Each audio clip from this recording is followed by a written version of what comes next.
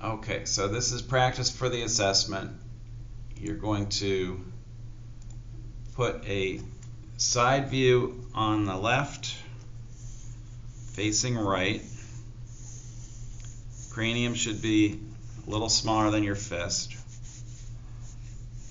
And leave room for a front view on the right. And our goal is to make the front view exactly the same size. So what we're going to do is use a folded piece of paper or a ruler and carry over. We're going to be carrying over all our main landmarks. So there's the front view cranium. This is the side view cranium.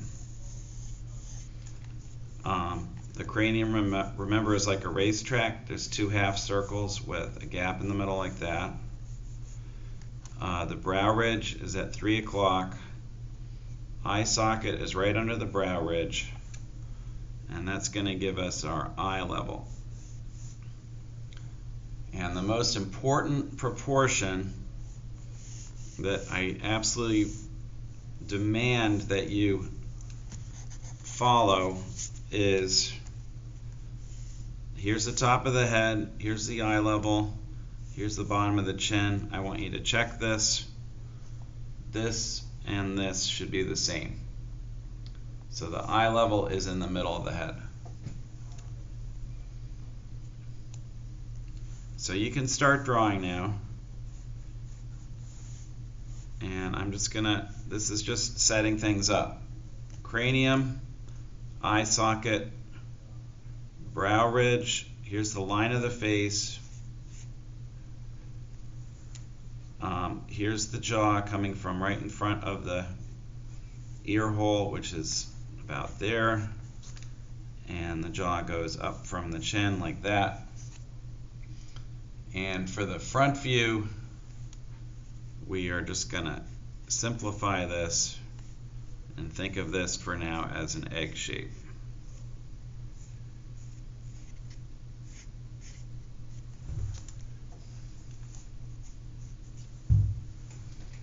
But the really big idea that we're dealing with here is very simply that if you've memorized how far down the brow ridge is in the side, you know how far down it goes in the front. If you've memorized eye level from the side, that's eye level in the front.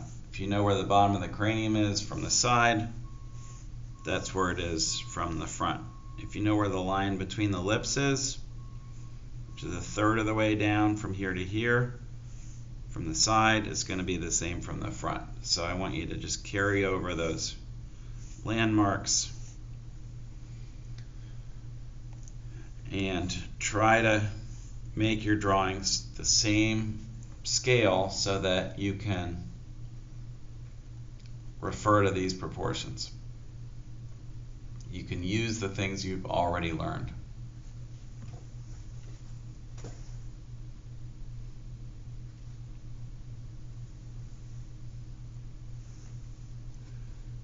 So, do you need another minute to set up your pages?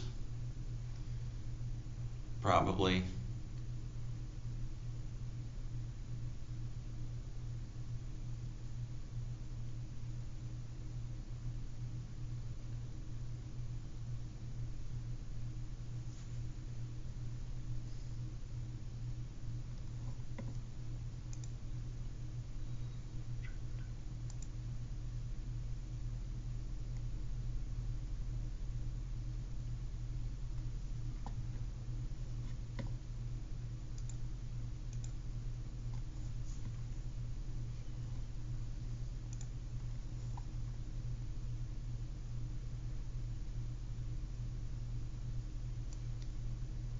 So I'm going to start zooming in on the profile view. We're going to do that together.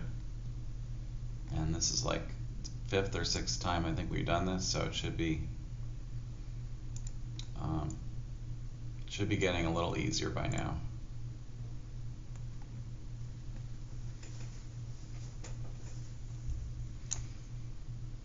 So we're going to follow the forehead pretty closely. The brow ridge, here's that indent just above eye level. And then we're going to angle straight, make a straight line, angled line to the tip of the nose. And we're going to do a rounded tip of the nose.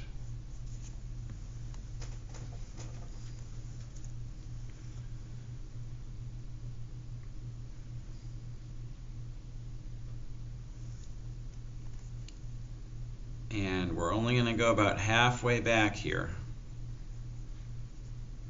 Don't go all the way back to the line of the face, please. That's something that consistently people are doing wrong, is philtrum coming too far back. So let's come down right here for the philtrum.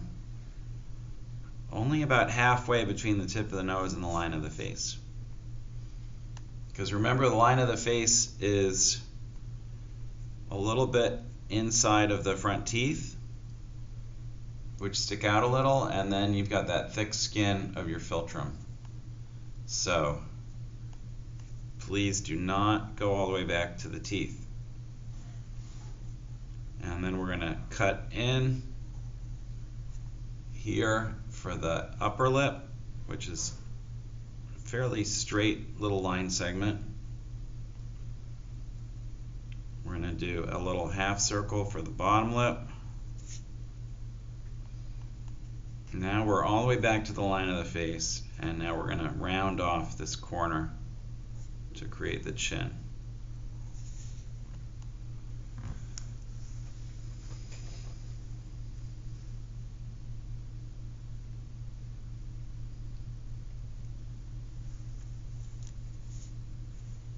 If the nose looks unfinished, it's because we've got the ala, the broken line that goes all the way back to the line of the face, and the nostril, which is centered above the philtrum like that.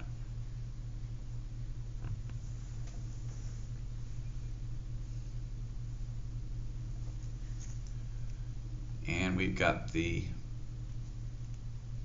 Cupid's bow. We're going to go up a little, down a little, and up a little, but don't make those lines too long because it's very foreshortened.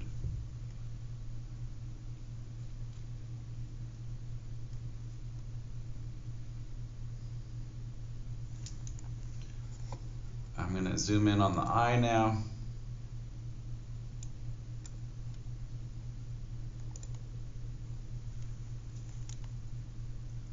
So we've got the eyeball. Don't make it too far forward. It can't really come too close to the nose. So set the eyeball back inside the eye socket, and then the eyelid starts at the back of the eye socket at eye level and angles up slightly and sticks out past the front of the eyeball.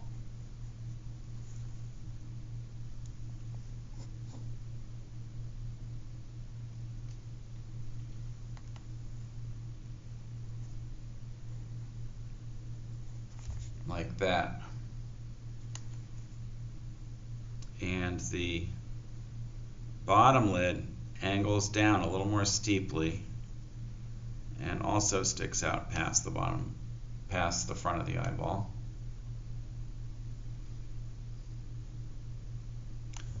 And the iris is a very foreshortened circle. And the pupil is towards the back of the iris.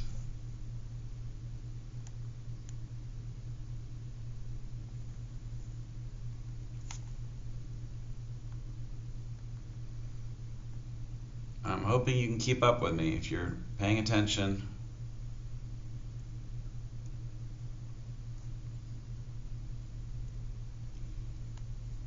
Sometimes we can see the front of the cheek right behind the ala here, overlapping it slightly. And sometimes we see a little crease at the corner of the mouth.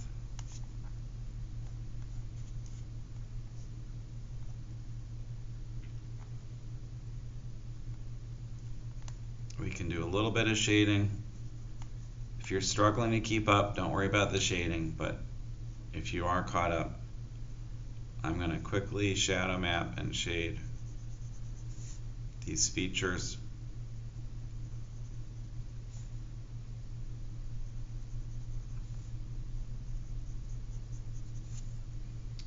Like that. And if you Can you zoom out so we can see where you're shading?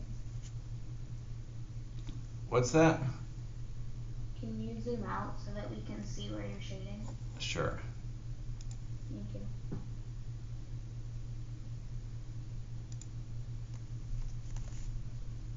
Is that better? Yeah. So if you remember shading spheres, we've got a little bit of a core shadow along here. We can darken that and darken the cast shadow underneath a little bit. And notice that gives us a little bit of reflected light on the bottom of the nose, which looks more realistic. You can also do a little core shadow along the top of the bottom of the upper lip and leave some reflected light on the bottom surface.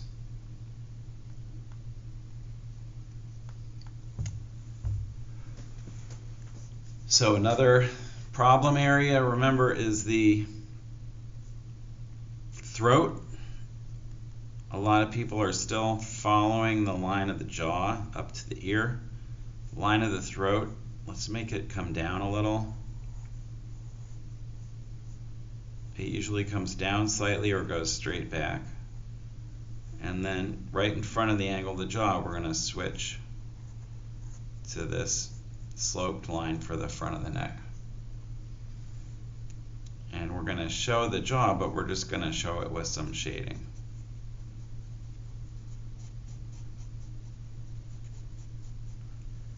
And if you want to be really realistic, again, you can add a little bit of a core shadow and a little bit of a cast shadow and leave a little reflected light showing under the jaw, and that really makes it look three-dimensional.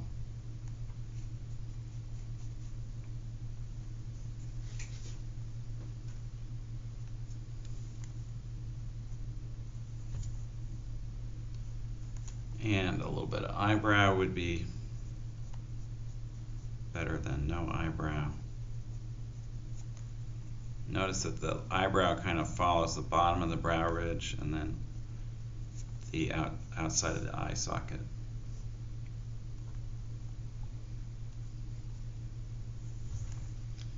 And I'm going to stay zoomed in while we do the ear.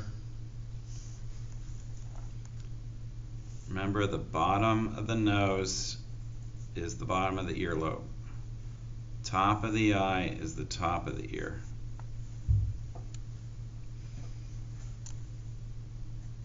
So we're going to put the earlobe right under the ear hole, behind the jaw, just about touching the back of the jaw. And then we're going to come up and back towards the back of the head a little for the top of the ear.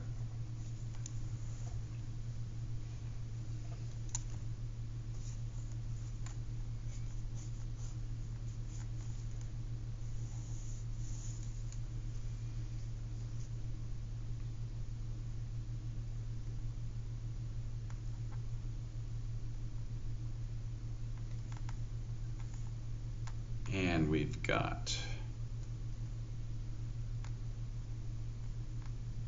the tragus just about covering the ear hole.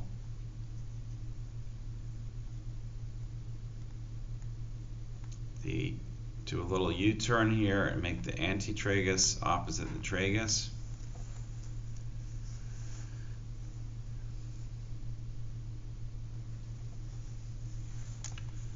Put your pencil in the center of the ear, roughly above the end of the tragus, and curve up and around.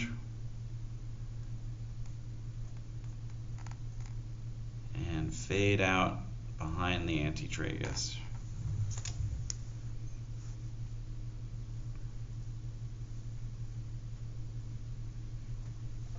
And notice that what you've done so far is very simple. It's just two lines, two interior lines.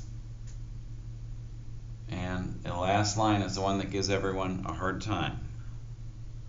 Go from the antitragus up and then forward and disappear behind the helix. This third line is what really complicates things for people. But it's just a matter of connecting from here to here. We're going to shade under the antihelix, under the tragus, under the helix, and a little bit in the center of the antihelix, like that.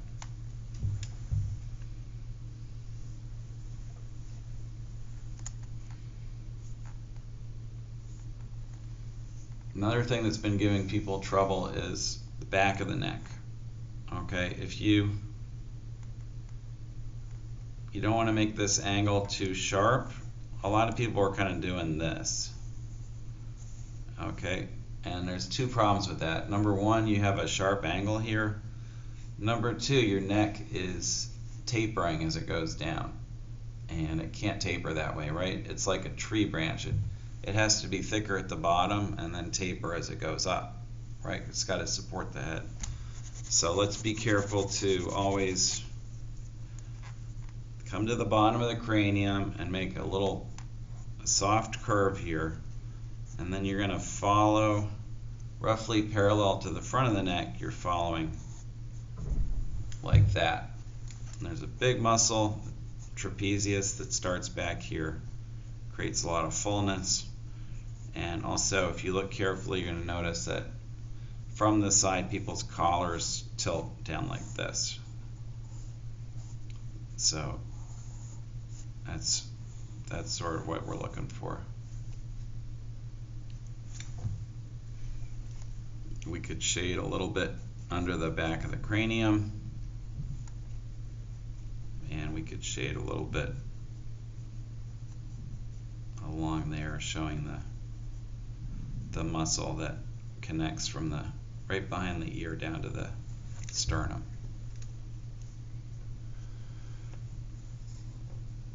And that's our head from the side.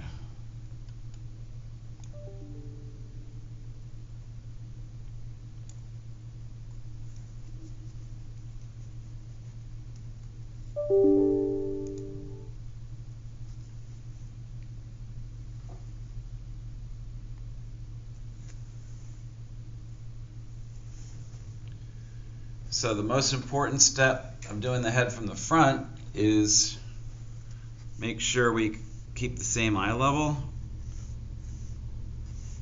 and make sure it's halfway down. If it's not halfway down, just fix it right now. Make sure you might need to add a little to the top of your craniums to make sure the eyes are in the middle, but let's try to get 100% of people with eyes in the middle of the head.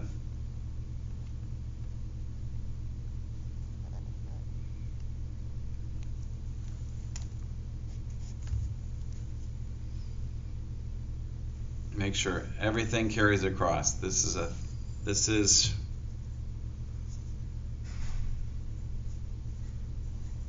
1/3 and 2/3 here. And this is 1/2 and 1/2. And those are your main proportions: 1/2 and 1/2, 1/3, 2/3. And then, of course, make sure your nose comes down to the bottom of the cranium.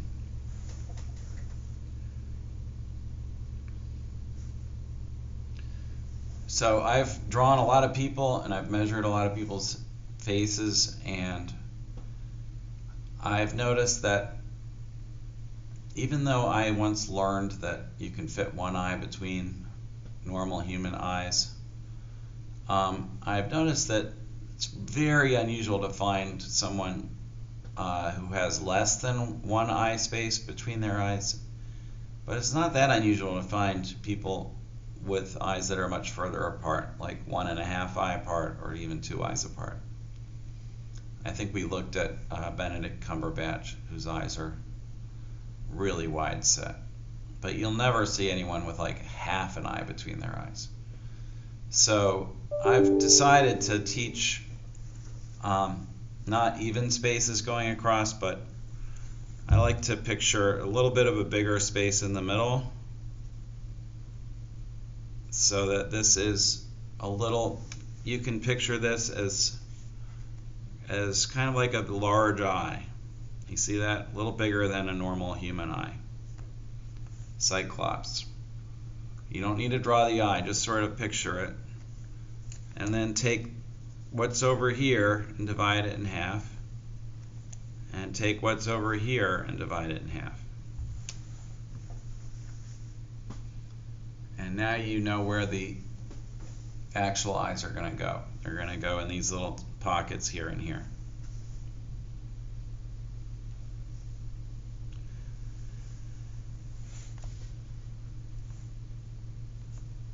So we're going to go from below this line.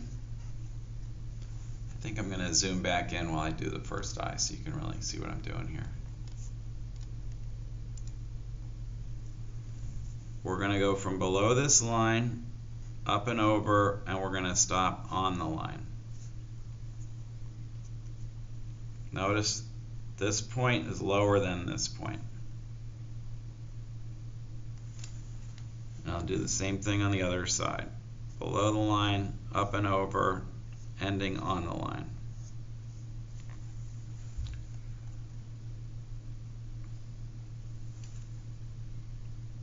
Then we're going to try going straight across. And when we get near the outside corner, we're going to lift up a little to meet that outside corner. What we're trying to get away from is people want to draw eyes just like symmetrical footballs, where you can't even tell the left eye and the right eye apart. They look the same. See that? So it doesn't matter if you turn it that way or turn them that way. They're fine either way. When you draw eyes correctly, there's definitely going to be a different form for the left eye and the right eye.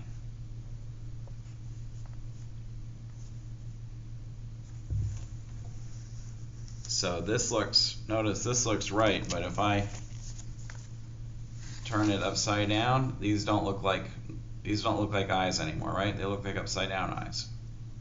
So eyes have a top and a bottom and an inside and an outside. They're not like footballs.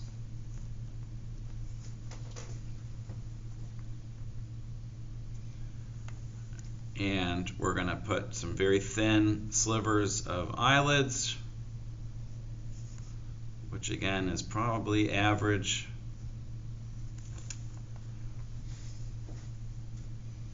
And we're going to think about the iris being a little covered by the upper lid, but not covered by the bottom lid. Perfect circle that's covered on the top, not on the bottom. And shade it in. Put the pupils in the middle.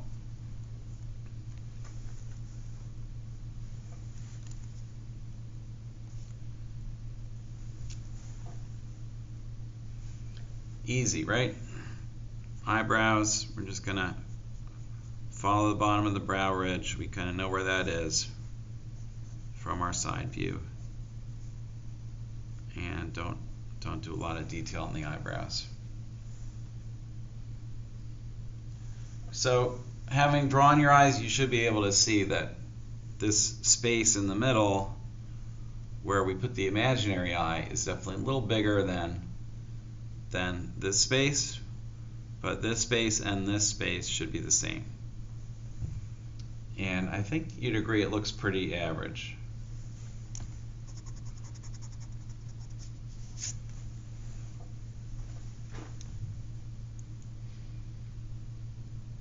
Okay, now we're coming up to the thing that's going to confuse many of you, which is the width of the nose.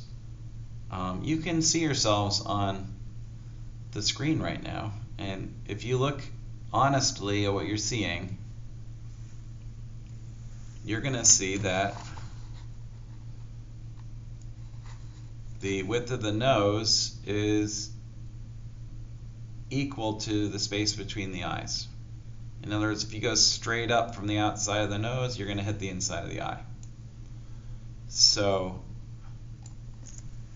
that means that in order to draw the nose correctly, we want to put a little box here, and it's really a lot wider than most of you think it needs to be. We know where the bottom of the nose is because we already marked that, so we got to fit the nose into this box.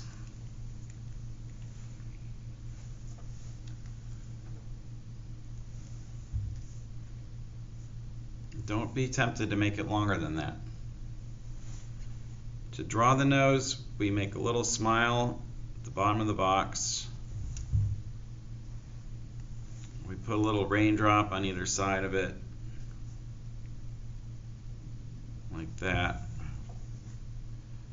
And we make little parentheses that are touching the outside of the box, like that.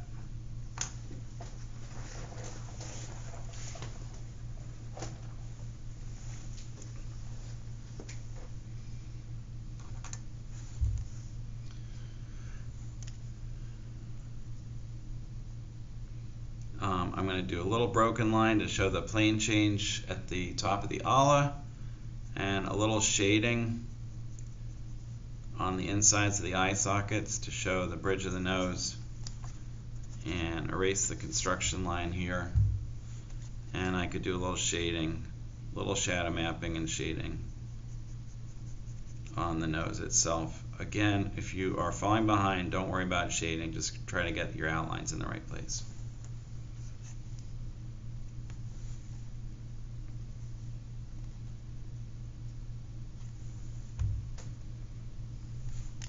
And we could do a little shading for the bottoms of the eye sockets,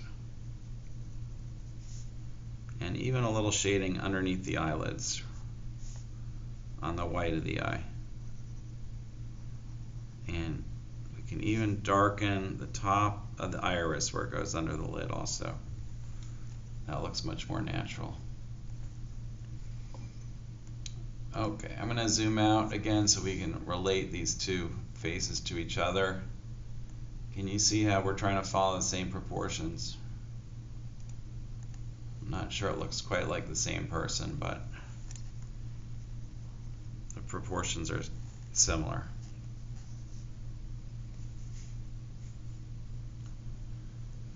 So we get down to the line of the lips and start same way we started the nose, little smile,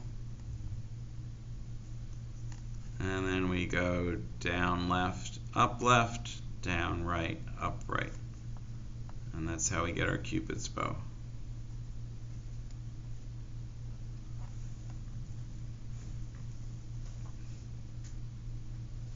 You'll know if you made the mouth too wide because it's going to look like he's smiling.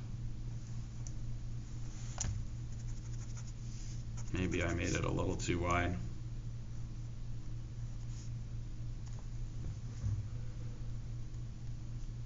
And that line is the only really important line of the mouth, okay? I can't emphasize enough, we do not want to do the Cupid's bow and then the upper lip and then the bottom lip.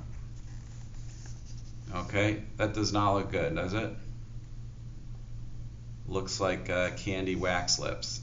Does not look like human lips. So we leave that line dark, and then if you want to show the lips, you shadow map the upper lip and shade it lightly, and then you put a little shadow under the bottom lip. Same thing we did over here. Could even put a little shadow at the corner of the mouth.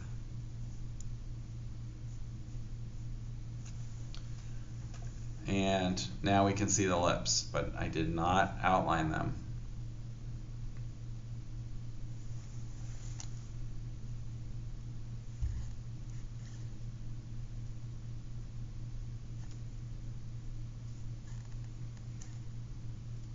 notice up here, I didn't talk about this before, but this line is actually the lash line, and right inside these corners you should be able to see that surface of the lower eyelid, because I thought my eyes were looking a little too big, and it's because I forgot to put that little extra line in. That makes the eyes look a little smaller.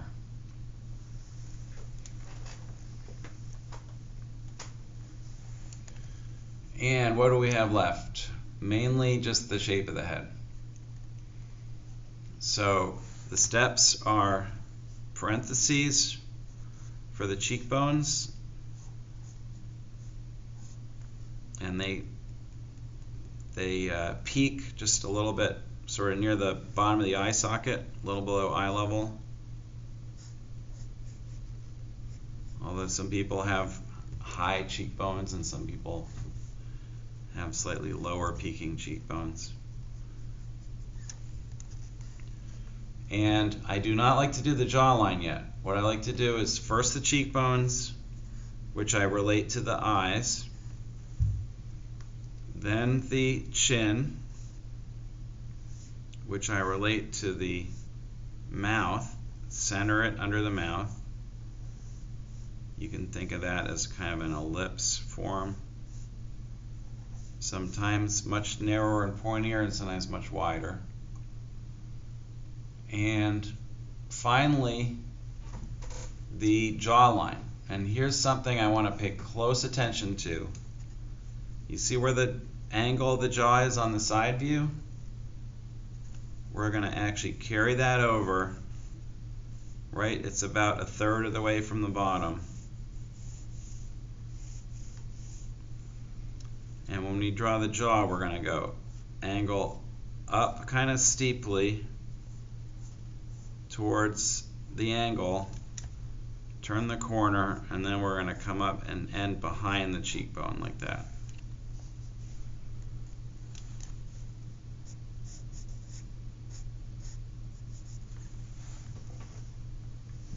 And try to make the jaw symmetrical on both sides.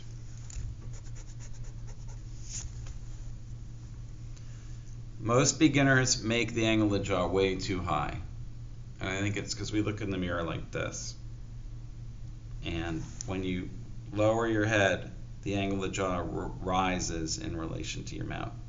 But when you're looking straight on, it should be low like this.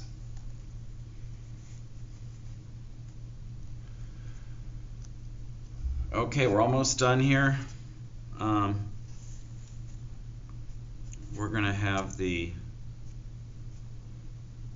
neck from the front is going to be about as wide as the angle of the jaw. We don't want to give our person a really skinny neck or a really fat neck. And that trapezius muscle we talked about is going to come up. See how it comes up really almost to the level of the angle of the jaw? So we're going to bring that. It's going to be aiming like that. And there's going to be a little flattening of the cranium above eye level, right about here.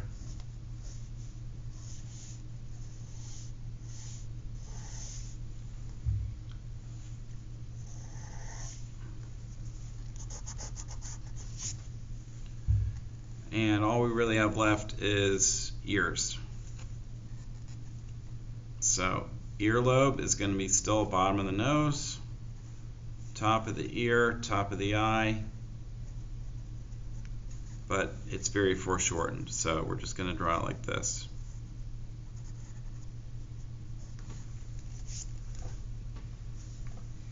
While you're catching up, I'm just going to do a little more shading. Again, if you are behind, don't worry about doing this. I'm going to shadow map the jaw and the chin. I'm thinking the light is coming sort of from above left, so we're going to see a little more shadow on this side, and then I'm going to do a cast shadow on the neck. First shading. Remember, your first shading goes the other way if you're right-handed. And then I'm going to go a step darker on the cast shadow and a step darker on the core shadow. And that's going to give the face a sense of roundness.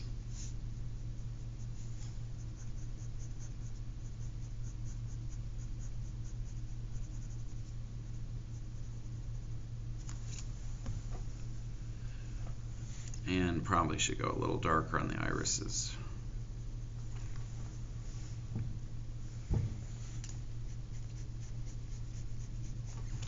Okay, so on the ears, we are going to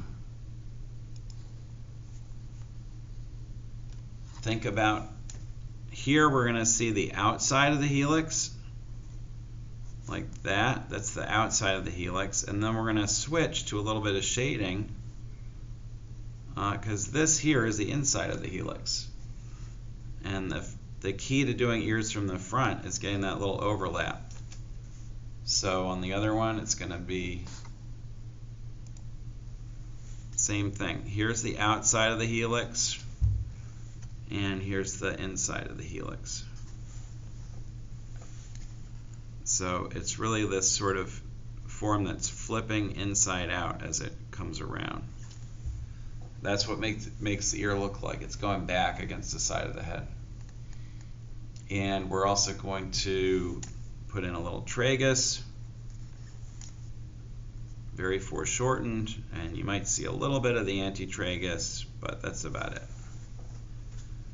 So the ear from the front is a little tricky because of the foreshortening, but you don't see a whole bunch of it.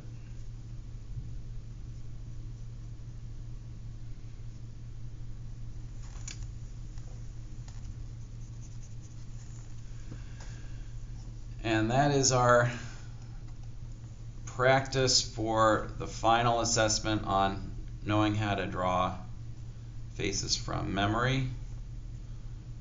This is exactly what I'm going to ask you to do.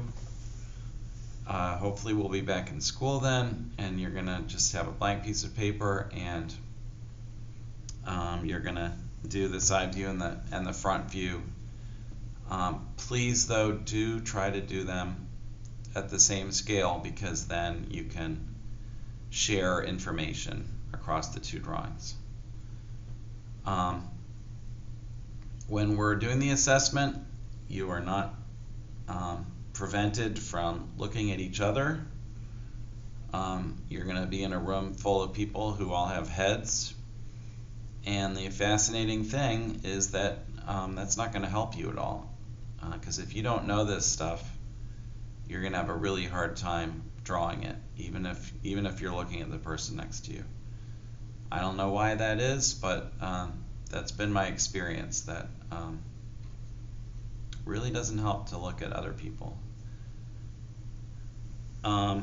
It helps to look at me when I'm talking about it and doing it step by step, but you're not going to be able to make use of what you see of other people unless you know how to do this. So I'm going to end the video now and create a Canvas assignment so that you can upload these, and then we're going to do a drawing together. So